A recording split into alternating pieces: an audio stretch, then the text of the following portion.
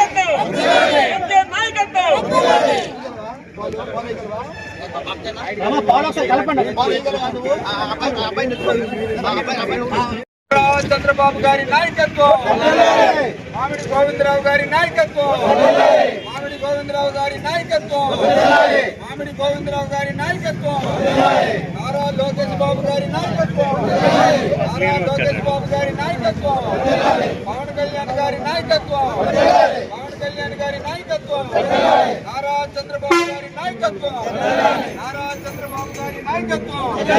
జై తెలుగుదేశం, జై నారా చంద్రబాబు నాయుడు గారి నాయకత్వం, నారా చంద్రబాబు నాయుడు గారి నాయకత్వం, నారా చంద్రబాబు నాయుడు గారి నాయకత్వం. జై తెలుగుదేశం, జై తెలుగుదేశం, జై తెలుగుదేశం, జై తెలుగుదేశం.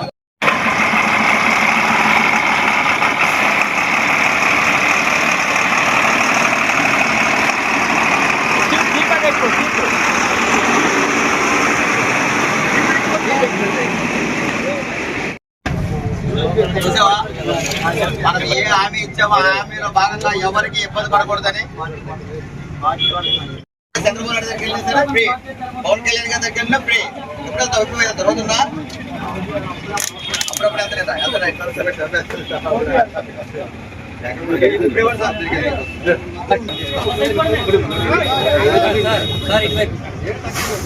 ఎక్కడికన్నా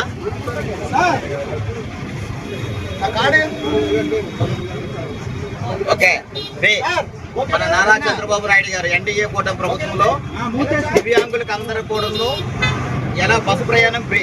మీరు ఇబ్బంది పడకూడదు, మీకు సమాజంలో ఒక మంచి గౌరవం రావాలి, మీ సమాజంలో మీరు అందరూ బాగుండాలి, ఆర్థికంగా కానీ అన్ని విధాలుగా గుర్తింపు ఉండాలని చెప్పేసి ఒక ఆలోచనతో ఈ బస్సు ప్రయాణం అనేది ప్రవేశపెట్టడం జరిగింది.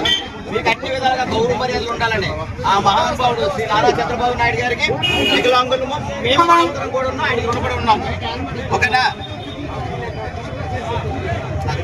జై తెలుగుదేశం, జై తెలుగుదేశం, చంద్రబాబు నాయకత్వం.